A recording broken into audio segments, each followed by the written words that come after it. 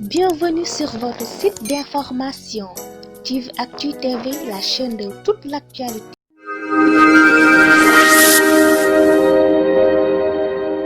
Chers téléspectateurs de la chaîne YouTube TIV Actu TV mbokk yi ñu ngi leen di nuyu képp kuy seetaan seen chaîne YouTube TIV Actu TV mbokk yi ñëwaat nañu ci les 10 minutes de l'écrivain Mouhamed Boye ñu ngi leen di jaajëfal ci visionnage yi ngeen di def ci chaîne YouTube TIV Actu TV. Alors tey jii mbokk yi ñëwaat nañu dinañu waxtaan deux informations capitales wala deux informations essentielles mooy actualité yi nga xam ni moo ñu gën a soxal. Alors tey li ñuy waxtaanee ñaar la bi ci njëkk dinañu waxtaanee de ce qu'on appelle le bradage du littoral xam ni yëngal na fan yi Sénégal coow lu jug na dinañ ci def taxaw seetlu beneen bi ci tegu fi ñuy terminer mooy dinañu waxtaan ci li nga xamante si nii moo xew mooy que ni gis nañu des personnes engagées soit des activistes ou la jeunesse de manière générale bëgg a détruire la statue Faidherbe loolu nag dañuy tax ñu mën a waxtaan ci ce qu'on appelle la colonisation à l'époque contemporaine ou la colonisation avec ses nouvelles formes communément appelée le néocolonialisme mbokk yi jaajëfal nañ leen ñi ngi dugg ci suñu émission les 10 minutes de l'écrivain Mouhamed Boye tout d'abord di ngeen seetlu ni yenn saay kàllaamay nasaraan gi dinañu yóbbu waaye dinañu jël le soin traduire ko wax ko ci kàllamay kocc bi ci njëkk comme nañ leen ko waxee ci ndorteel gi mooy information bi gën a am solo le bradage du littoral mbokk yi il est très important que toute la population sénégalaise et africaine et mondiale sache pertinemment l'importance de l'environnement. On fera un tout petit peu un rappel qui n'est pas si historique, mais un rappel du passé. En 2016, le gouvernement du Sénégal avait demandé à la population sénégalaise de voter au référendum de 2016. Dans ce référendum, 15 points ont été inclus dans le projet de loi qui a été approuvé par le peuple et qui a été incorporé dans notre constitution, la constitution du 22 janvier 2001, muy constitution Sénégal. mbokk yi bi ñu woowee population sénégalaise bi ñu dem wuy ji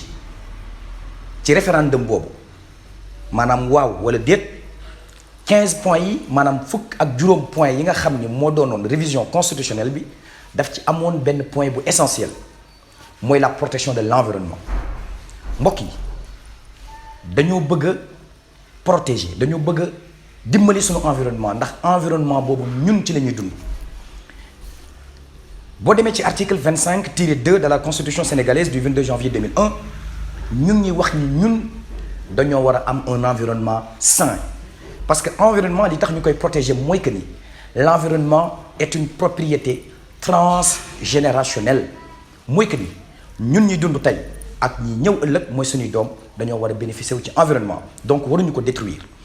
Aujourd'hui gis nañu ce qui se passe dans le monde mooy réchauffement climatique bi am yooyu noonu yépp nit ñi defee ay violence ci environnement bi moo koy indi loolu dafay tax ma mën a def benn taxaw seetlu convoquer un grand penseur africain un philosophe un politiste du nom de Achille Mbembe. Achille Mbembe dans son ouvrage Brutalisme il nous rappelait ce qu'est le brutalisme mu ni brutalisme mooy je cite bien sûr le brutalisme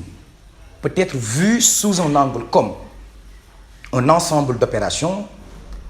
ou une succession d'opérations ou bien la production d'un ensemble d'opérations qui, en un moment donné, débouchera sur une série d'événements fatals. mooy ay mbir yuy xew di faral di xew di dem ba nga xamante si nii daf ñuy indil ay problèmes environnement bi nag bu ñu ko protégé wul foofu la ñu jëm mbokk yi si aujourd'hui nous avions tiré une belle leçon du coronavirus ou de la Covid-19 on aurait dû savoir l'importance de l'environnement car l'homme n'habite pas la terre à lui seul, l'homme habite la terre avec d'autres composantes, avec d'autres espèces vivantes. Ce qui veut dire que la terre est habitée aussi bien par des espèces humaines que des espèces non humaines. Et ces deux espèces-là ont besoin de cohabiter ensemble, de coexister. Mënul ñàkk maanaam nit ki dafa war a xam ni moom rek dundul ci terre bi dundul ci société dafa am ñeneen ñu ngi koy dundal parce que li tax mu am solo mooy maladie bi li ko indi nee nañu mi ngi jógee ci ce qu'on appelle un animal maanaam ci mala la jógee ñëw ci doomu aadama moom la ñuy wax c'est ce que les épidémiologistes appellent la zoonose. Ce sont les maladies que l'homme contracte ou bien que l'homme a eu contact de par l'intermédiaire ou l'entremise de l'animal moom la ñuy wax zoonose. Alors bu ñu taxawee seetlu ñu rappelé waat Achille Mbembe mi ngi doon continuer également dans son ouvrage Brutalisme di wax ni que ni la terre est un lieu bien sûr de l'expérimentation de ce que les Grecs anciens appelaient bien sûr l'homios, c'est-à-dire lépp li nga xamante si ni nit ñi ñoo ko bokk c'est-à-dire ce qui est semblable à tous les autres li ñëpp bokk donc ku nekk da nga ca am wàll te il faudrait ñu protéger ko. Donc ñu ngi lancer un appel solennel aux hommes politiques, au pouvoir public de bien vouloir se conformer aux dispositions constitutionnelles, notamment l'article 25-2 de la Constitution sénégalaise. dafa am solo mbokk yi environnement lu am solo la yéex nañ ci jug peut-être ndax boo demee fee ca Suède am na benn xale bu ndaw bu ñuy woowee du nom de Greta Thunberg mi ngi am 16 ans bi muy jugee di xeex ci li nga xam ni moom mooy réchauffement climatique. duma ci sori par réserve intellectuelle ou bien par neutralité scientifique waaye li gën a am solo mooy mbokk yi nañ gën a xam ni li ñu dal yépp ñoo ko teg suñu bopp parce que dañuy exercer une violence sur l'environnement. foofu la ñuy terminer ci question bi beneen bi ci tegu mooy information bi mujj mooy war nañu waxtaan ci les nouvelles formes de colonisation communément appelé le néocolonialisme. maanaam bu njëkk ba sunu maam yi dañ fi fekkoon ay colons dañ fi fekkoon ay tubaab yoo xam ni ñoom ñoo ñu coloniser woon moomu ñu woon suñu bopp. avant loolu maanaam li ko jiitu esclavage moo amoon dañ doon jël sunu maam yi di leen jaay comme ay jaam jóge nañ ci stade boobu noonu jóge nañ ci période boobu noonu mais est-ce que tey jii ba léegi ñun colonisation amatul ah kay colonisation ba léegi mi ngi am. mais dafa am ci nouvelle forme fi may njëkk a waxee mooy que ni la forme de la colonisation la plus dangereuse mooy la colonisation de l'esprit. C'est pourquoi des penseurs africains, je peux citer bien sûr Ngugi wa Thiong'o qui est un grand écrivain qui avait écrit un ouvrage intitulé La décolonisation de l'esprit mooy fexe ba nga xam ni suñu xel yi nga xam ni tubaab bi dañ ko noot ñu fexe ba mën ko bañ noot suñu xel yi moo tax tey jii ay penseurs africains yu mel ni Felwine Sarr ak ñu mel ni yeneen penseurs africains di xeex pour noot yi ñu noot ñu mën ko bàyyi tubaab yi nañu nootoon physiquement tey dañu noot moralement et disons psychologiquement bien sûr. Felwine Sarr moom ak Bénédicte Savoy muy ñaari boroom xam-xam dañu génn benn ouvrage intitulé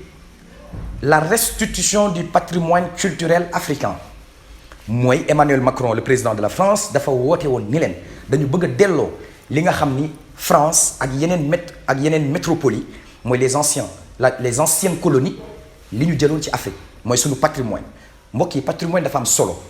parce que patrimoine moom mooy déterminer bien sûr le futur d'un pays parce que génération bi ci loolu la ñuy référé wu xam ñooy lan mooy seen i référence xam lan mooy seen i démb pour mën ci sukkandiku pour dem ci loolu dañu gis ni dafa am ay jeunes yu taxaw wala sénégalais yi wala africains yi dañu bëgg les statuts des anciens colons mooy ñi ñu nootoon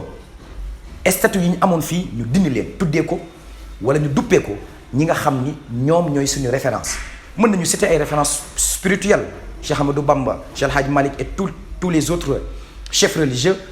ou disons que tous les autres guides spirituels yi nga xam ne ñoo ngi ci réew mi wala yeneen penseurs africains boroom xam-xam yi nga xam ne ñi ngi fi woon Cheikh Anta Diop ak ñeneen ñi nga xam ni ñi ngi ci Afrique Kwame Nkrumah Nelson Mandela et autres mbokk yi damay def benn taxaw seetlu convoqué beneen boroom xam-xam bu ñu woowee Nadja Kizikudi. Nadja Kizikudi benn boroom xam-xam la c'est une philosophe dans l'ouvrage collectif publié par Felwine Sarr et Achille Mbembe intitulé Écrire l'Afrique monde dans l'article intitulé bien sûr Laetitia Africana, décolonisation, philosophie et mélancolie, mi ngi ñuy définir li nga xam ni moo ñu dal mooy ce qu'on appelle la colonialité. La colonialité peut être définie, selon bien sûr Nadia Yalakizo qui dit, comme étant un dispositif du colonialisme ancien. Un dispositif qui s'entérine, qui se confirme, même si après il y a ce qu'on appelle une décolonisation territoriale, une décolonisation des frontières. Maanaam population bi pays yi nga xam ne colonisé wu leen libéré nañ leen mais ba tey dafa am lu des li des mooy ay séquelles la moom la benn boroom xam-xam bu ñuy woowee Frantz Fanon doon wax naan colonisation dafa des ci suñuy bopp dafa des ci suñuy yaram parce que dafa indi traumatisme. La colonisation est ancrée au plus profond de nos intellects, au plus profond de nos âmes. Donc il faudrait que combat bi doon combat bu metti pour ñu mën a libérer wu loolu dafa am solo moo tax aujourd'hui li ñu war a def mooy buumu njaam gi dox suñu diggante ancienne métropole yi bi dox suñu diggante ancienne société wala ancien pays yi nga xam ne ñoo ñu colonisé woon il faudrait que ñu dog buumu njaam gi loolu Frantz Fanon mi ngi koy rappelé dans les Damnés de la Terre vers les 300 pages et suivantes. Donc loolu dafa am solo il faudrait qu'on fasse une rupture avec l'Europe. Cette rupture avec l'Europe qui aujourd'hui continue d'exercer une violence sur les Africains, d'exercer des violences sur les sociétés contemporaines et que les victoires qui ont été fêtées par les anciennes métropoles continuent de susciter et d'engendrer des conséquences négatives. Moom la benn boroom xam-xam di wax benn boroom xam-xam bu indien du nom de Rajiv Bhargava dans son article pour en finir avec l'injustice épistémique mi ngi ñu ci wax ni il faudrait que